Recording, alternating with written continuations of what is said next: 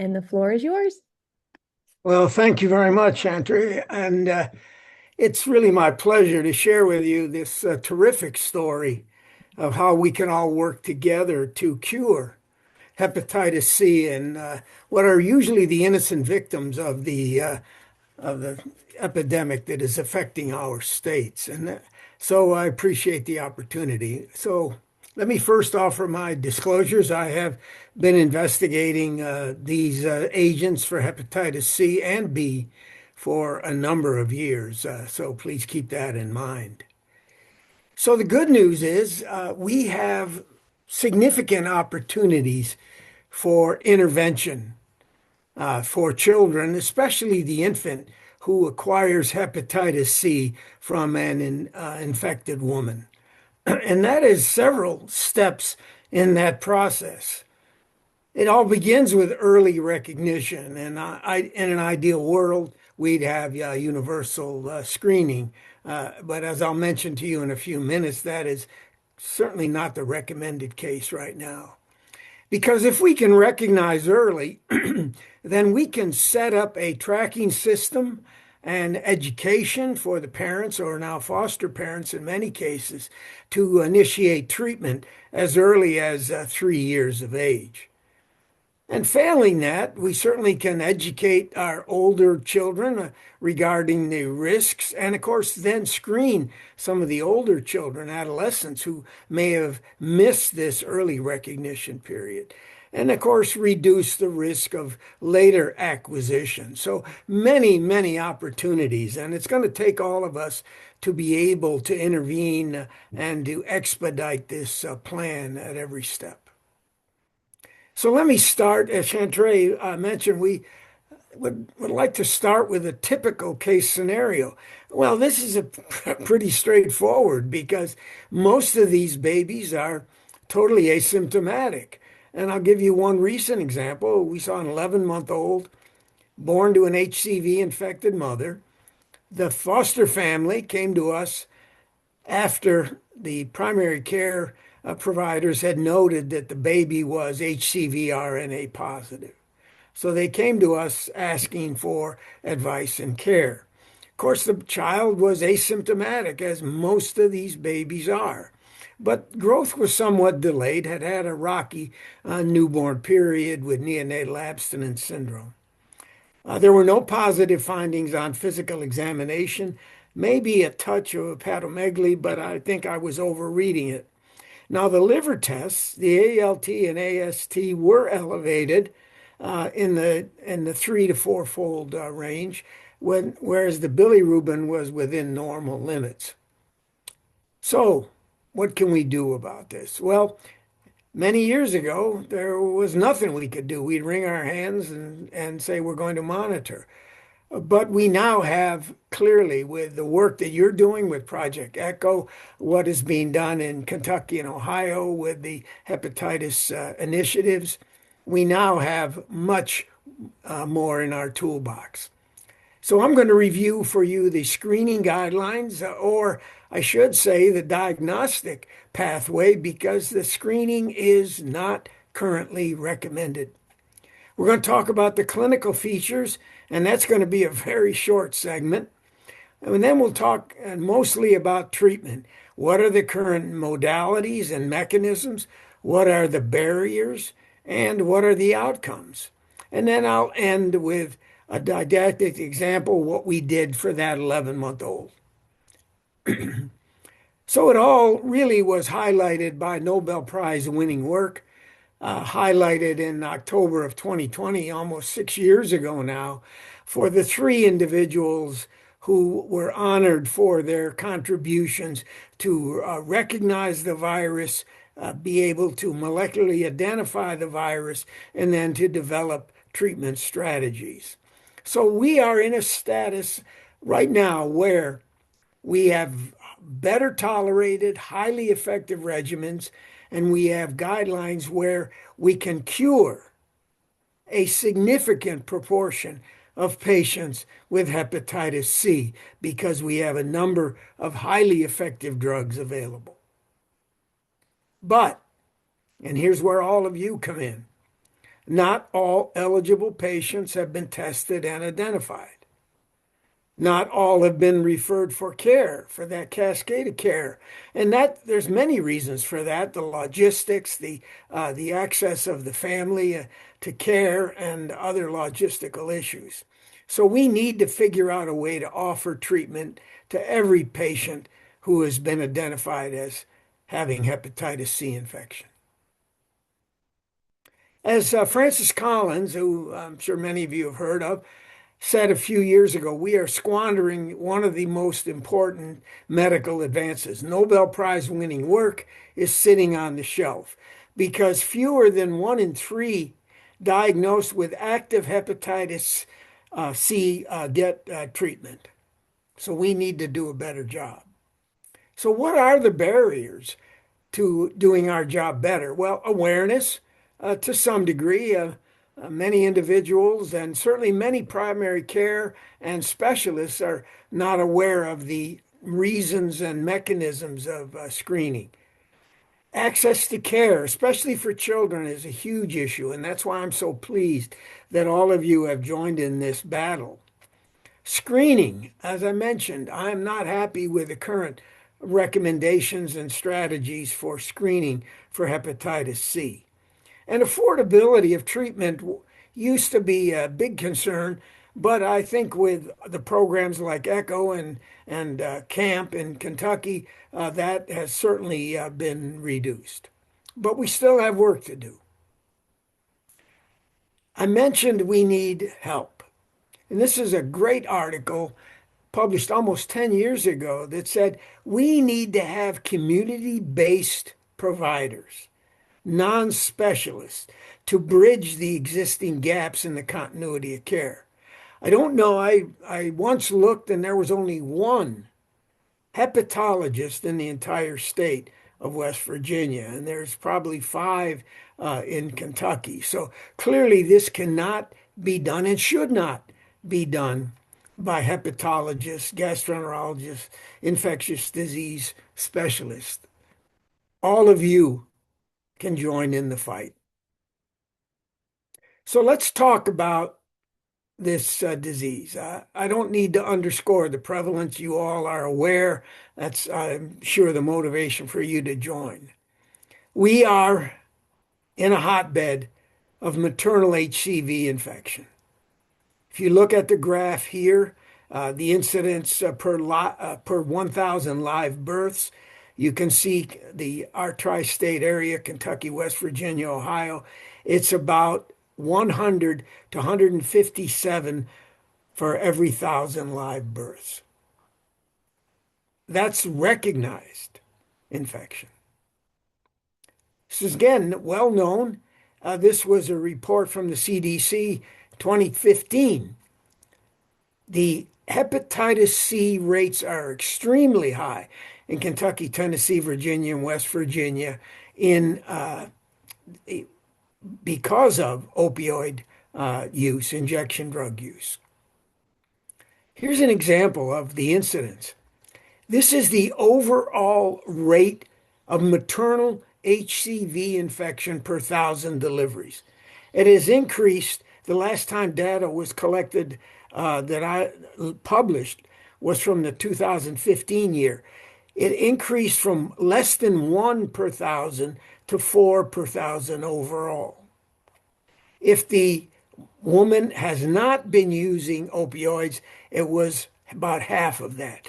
But look at the rate in women who have opioid use disorder. 216, almost a quarter of these women will have hepatitis C, which means the babies, of course, are at risk.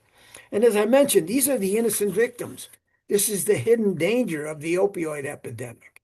A growing number of women of childbearing age with hepatitis C means that there are increased number of infected babies. And we've certainly seen that in our clinic, and I suspect that all of you are seeing this also. This was a more recent study looking at the prevalence of hepatitis C among pregnant women in the Appalachian population. They screened pregnant women in this 5-year period, the rate of hepatitis C infection was 12%, 119 per thousand women, which was 35 times the national rate of 3 per thousand. In those babies, not only did they have a high risk for acquiring hepatitis C, but look at the preterm birth rate, almost 18%, which again is well above the national average. So it's not just the infection, but the preterm perinatal complications. I mentioned the case earlier that had neonatal abstinence syndrome with growth and probably developmental delay. This is data from Kentucky showing the increasing rate of babies born to women with hepatitis C. And again, I'm sure if we had more updated data, these blue charts would be off the table. Now, Kentucky in 2018 was the first to mandate that all pregnant women be screened for hepatitis C, House Bill 250. And of course, now this is being done in many, many states, which means more and more children are going to be recognized because the mandate then is to screen the baby.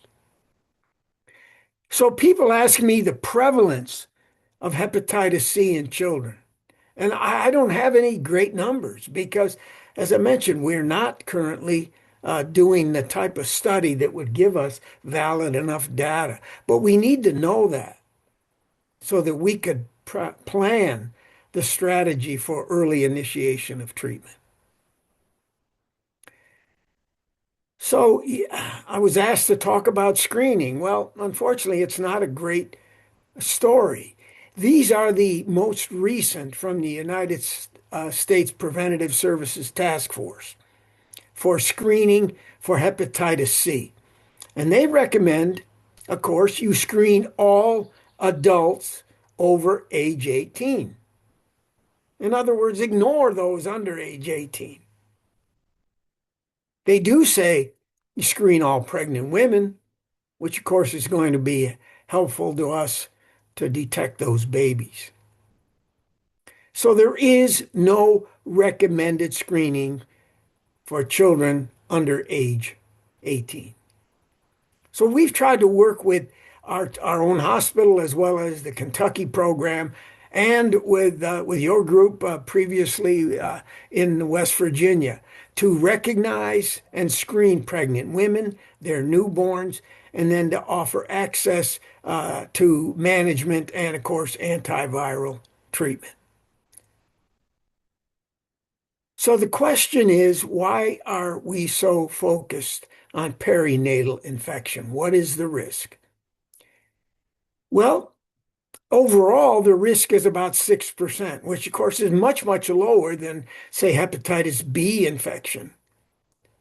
But it is a wide range depending on the maternal titer of HCV RNA. It can be up to 35%.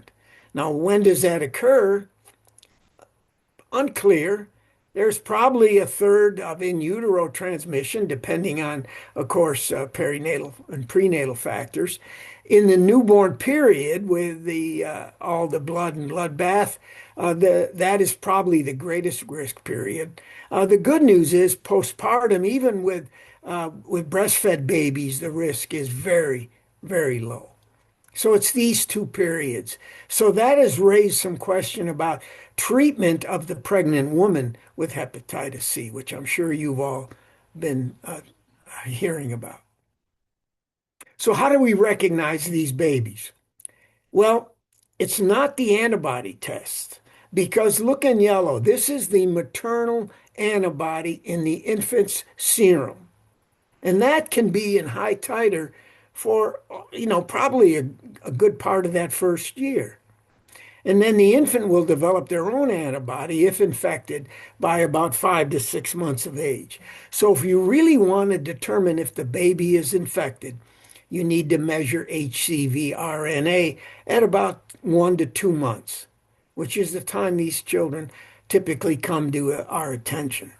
Because if HCV RNA is present that baby is infected. Now, an uninfected baby, antibody is present, but that's maternal. HCV RNA would be negative. So that's the preferred test as soon as possible.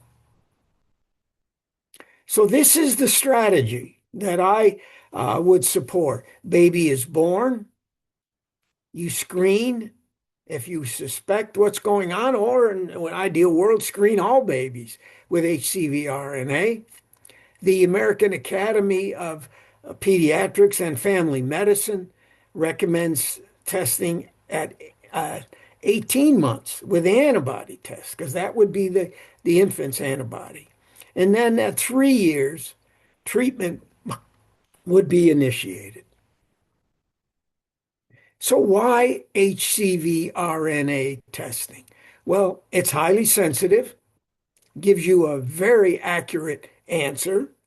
If it's negative, you can reassure the family or the foster parents that the infant is not infected. So it's an opportunity to test the patient group that may be lost to follow-up. I know this occurred in your clinic. I've spoken to your group before that these babies are often lost in the system. They are not with their biologic mother. They are in foster care, and which means they may be in several different settings, even in the first 2 years. Now, what's against that? Well, it's more expensive, at least traditionally more expensive, but that is coming down, especially with some point of care testing. You're not going to treat till age 3 anyway, and there will be by age 3 some spontaneous clearance. So I mentioned that CDC is currently not recommending universal screening. However, they updated that thanks to a lot of hard work by all of us who are on a committee to look at perinatal infection. And they said, okay, we'll give in. You should test all perinatally exposed infants. Well, that's great if you know they were exposed. And as I mentioned, if you're screening all mothers, that could be possible. And then they recommend that you refer infants with detectable HCV RNA to a healthcare provider with expertise in pediatric hepatitis C management. That's all of you. So this is an important advance. It's not comprehensive. It does not take advantage of all of the opportunities, but it's a step in the right direction. So here graphically is what is recommended. You have an HCV RNA positive woman. The primary testing pathway is at age 2 to 6 months, or somewhere in the first year if they miss that window, depending on their social circumstances. You measure HCV RNA. If it's negative, good news, not infected. If they're positive, they are infected, and you need to link them to care, or you, as a healthcare provider, who's an expert in pediatric hepatitis management, needs to begin that journey. Now, this is an alternative testing pathway. The American Academy's recommendation that I mentioned, if they're 18 months or older, you test with an antibody. If it's positive, then you're back here again. You test HCV RNA and you link to care. If they're negative, again, good news. Now, there's going to be some older siblings over 18 months born to the same mother who should be tested also. So that's the cascade. We don't have universal prenatal screening. I wish we did, but you certainly can test exposed infants or children, make a diagnosis of negative or infected. You link to care, and then at age 3, you consider treatment, which will lead to cure.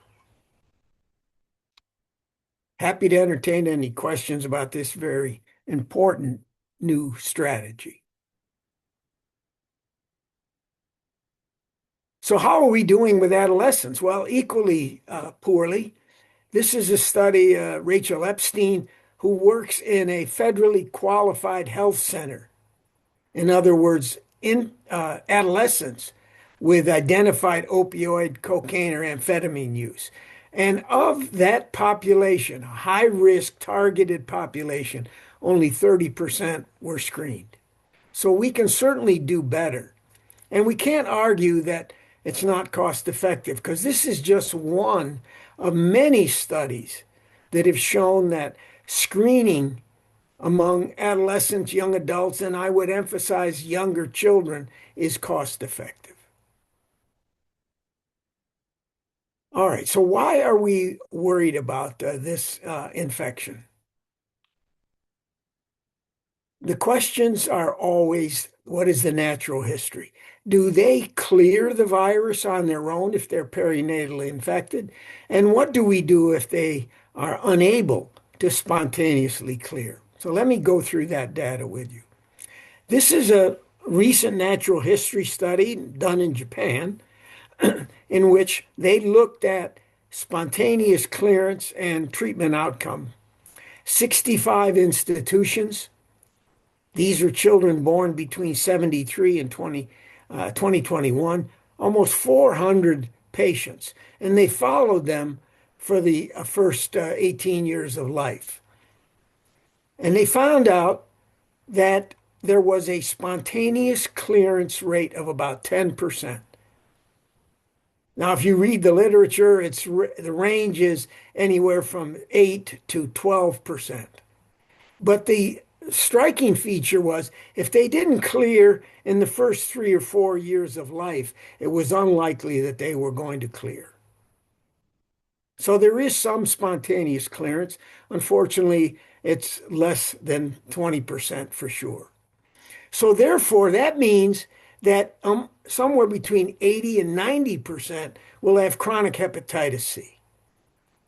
As I mentioned, they are often, usually asymptomatic, maybe a mild hepatomegaly, elevated liver enzymes, as in the case I showed you, but the levels don't correlate with the biopsy results. Now, as opposed to adults, the non-liver manifestations, renal, dermatologic, are quite rare. We did a study a number of years ago in which we biopsied about 120 children with hepatitis C to look at the pathology findings. And the good news was most had some degree of inflammation, but it was mild to moderate. Only 3% had severe inflammation. The average age of these patients was about 7 years. 4% had moderate fibrosis. Only 2% had cirrhosis. And of course, that correlated with obesity. So fatty liver was probably an additional insult to that liver. All right, let's talk about treatment because we clearly are able to achieve the endpoints. Eradicating the virus, inducing a remission in the liver injury, preventing transmission, which is a major issue, obviously, and halting the progression to end-stage liver disease, including liver cancer. So here's the typical treatment strategy. Patient comes in with very high HCV RNA levels in the 3 to 4 million range. You begin a treatment phase. The virus then becomes undetectable. You then stop treatment and you test them again after 12 to 24 weeks, depending on what treatment you used. And if they are still undetectable, that is a sustained virologic response, SVR, and that's a cure. In fact, patients who achieve an SVR, as opposed to those who do not, will have almost no progression to cirrhosis over a 10-year period, as opposed to those who are unable to be treated or do not achieve SVR. So if we're going to attack this virus, we need to understand it a little bit. It's an RNA virus, of course, very small, consists of a single strand, this pink strand of RNA. And if you look at that viral particle in a little bit different, more detail, it consists of some envelope glycoproteins, some capsid proteins and lipids, but this is the warhead. This is what codes all of the replication of the virus. So let me splay that out, the 3' end to 5' end. That codes for several structural proteins, the envelope and core, but it also codes for the NS, non-structural proteins. Now, why are these important? This is the viral replication machinery. That is what allows the virus to get into your liver cell and to replicate. And here's the life cycle. Virus will enter the liver, undergo a series of events, which will then lead to the translation using these non-structural proteins to replicate, reassemble, repackage, and be released. This is a massively impressive process.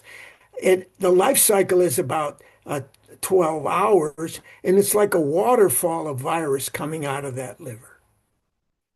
So we need drugs that will inhibit those non-structural proteins, direct acting antivirals, because interferon never worked very well. And we now have these. We have several direct acting inhibitors. We have some that will inhibit replication. We have some that will inhibit the polymerase, and some that will inhibit the assembly. And so we have a menu of drugs that are possible. Now, of course, as you know, these are often used in combination, one from column A and column B, or from column C. And we could show you a number of various combinations of these drugs that have been studied in all patient types, all genotypes, all comorbidities, whether they were cirrhotic or not, and even if they'd previously been treated with interferon. And the bottom line is these are highly effective. These are the drugs that are available in adults. You have single drugs, you have combinations, you have the pan-genotypics, Epclusa and Mavorite, and then you have a triple combination. So, terrific toolbox. Do these work? Yeah, no question. These are the reported outcomes. Patients have an improvement in their health-related quality of life. They feel strong and get back to work. If they had metabolic syndrome, that can be improved. In fact, all-cause morbidity and mortality can be reduced. But the really good news is there can be regression of fibrosis or cirrhosis, which means a reduced risk of liver cancer.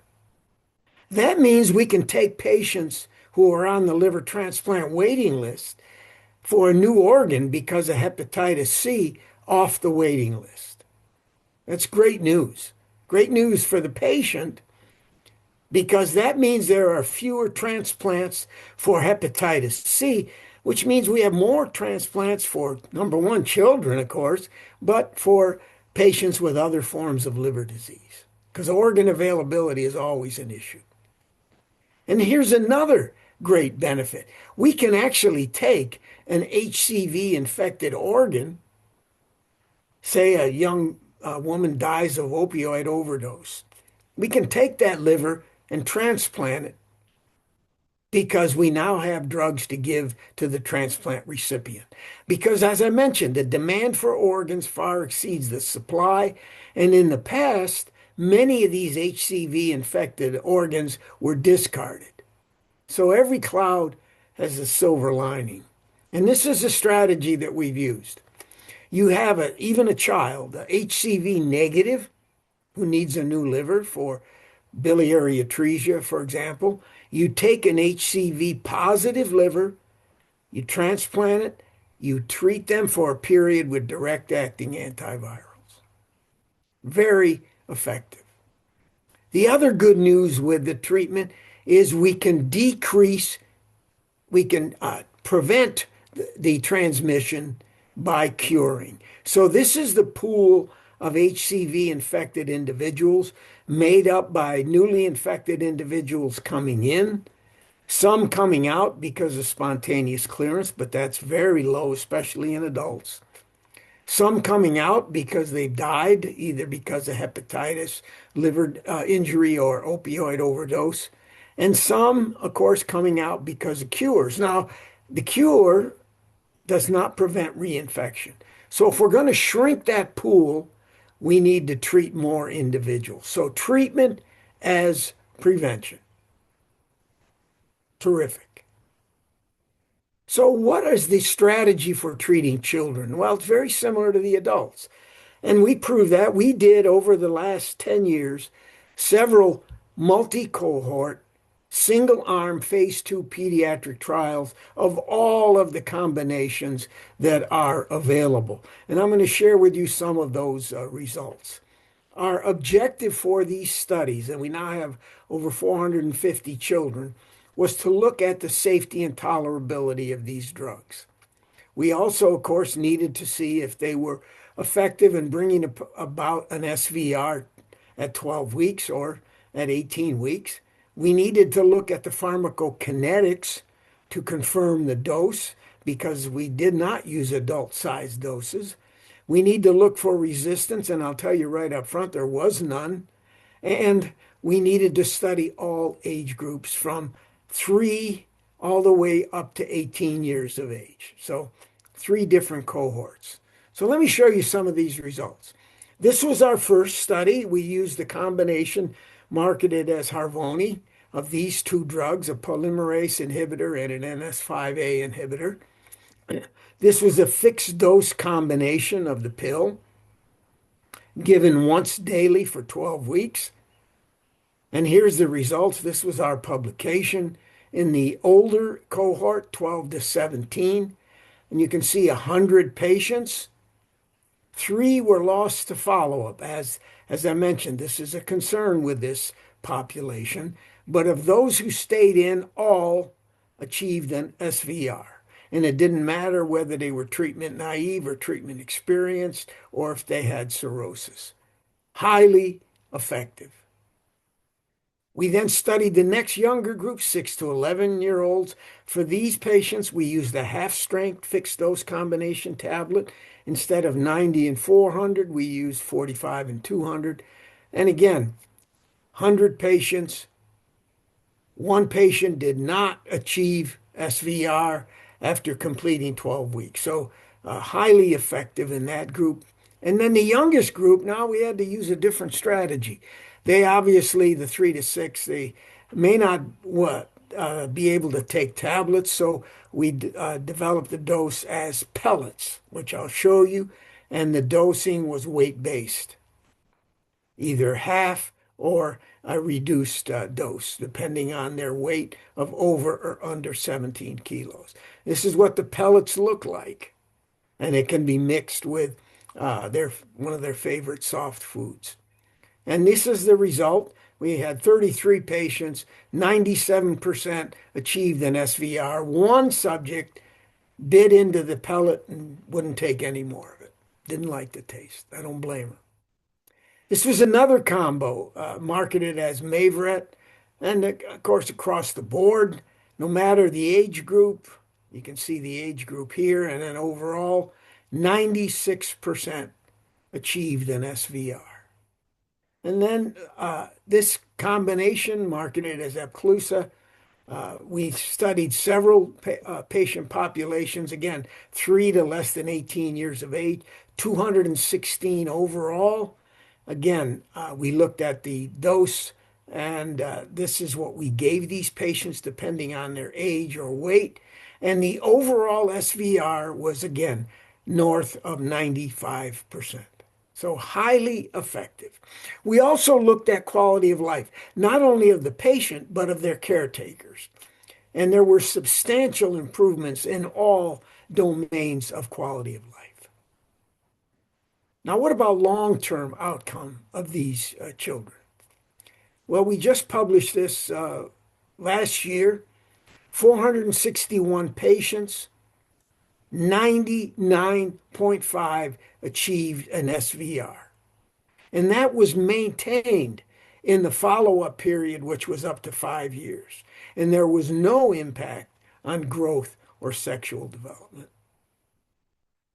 And in fact, when you look at liver stiffness, the eradication of the hepatitis C was associated with a regression.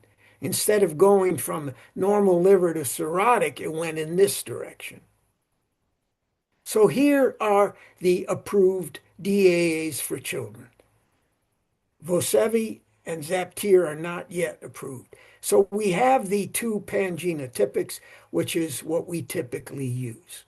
So the most common adverse reactions were really mild, fatigue and headache. But of course, as an adult, you need to be aware of drug-drug interactions, which are almost never found in these young children. And there's the box warning about hepatitis B reactivation, so you have to test. I have one more key point, and that is you have to assess the stiffness of the liver, the degree of fibrosis before treating. And that can be done through any of the modalities, physical exam, non-invasive elastography, or serum markers. So, because that will determine the follow-up. As I mentioned, we now have pangenotypics that are available as both tablets and pellets that are treatment of all genotypes. And this is the dosage. I'm not going to go through the dosage. I will make this available to you through the ECHO administrators. And the same for Mavorette, also approved on the same day.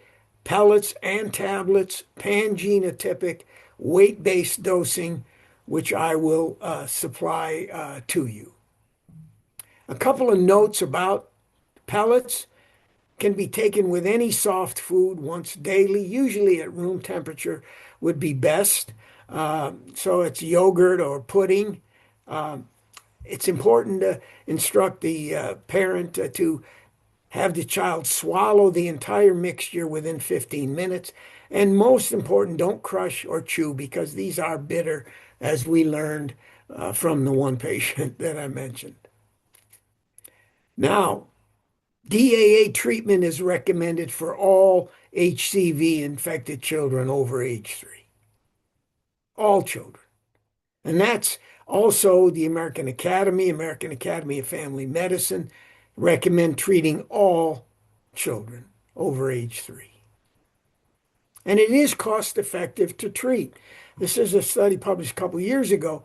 DAA treatment for children over 3 years of age reduces healthcare costs and increases survival compared with deferral until later in life. So we need to increase access, which is why we're all here today.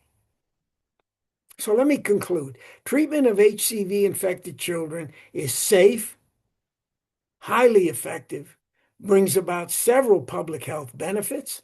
It'll reduce progression. It'll reduce transmission. It will improve the quality of life. So clearly important. So let me go back to our case. What did we do? Well, he's less than a year, so we can't treat. He's in a very secure foster family, was about to be formally adopted. So I recommend that they come back at 2 years. And then I will recommend that they bring him back at 3 years. And on the third birthday, we will offer them a birthday present of a package of direct-acting antivirals. We do tell the foster families, get them prepared to either swallow a tablet if they're a little older or able to do that, or to swallow the pellets. And so many of them, by the time they come back, they're ready to be treated. So let me talk, I'm a dreamer. Let me talk about what I've been dreaming about ever since we started to see these patients. And that is that we had very effective antivirals, and we now do. That we could educate our patients, our parents, our families, our colleagues in primary care on how to screen these children, how to begin the access to the cascade of care, and that we have a simplified cascade. Easy testing that's inexpensive could be done even perhaps at point of care, which would allow all of you to treat these patients in a decentralized fashion so they don't have to travel to a medical center and see a specialist. And therefore, we need simple guidelines and protocols, which ECHO is providing to you very, very nicely. But if I'm going to dream, I'm going to dream big. I want a vaccine also, because history has taught us that if you want to effectively control any infectious disease, you need a vaccine. It would offer another level of prevention because, as I mentioned, these DAAs, as great as they do not prevent reinfection. So the future is great. We are in an era where our children will not have to be afraid of these bugs. So thank you for listening, and more importantly, thank you for joining in this fight against this virus. I'd be happy to entertain any question that you might have.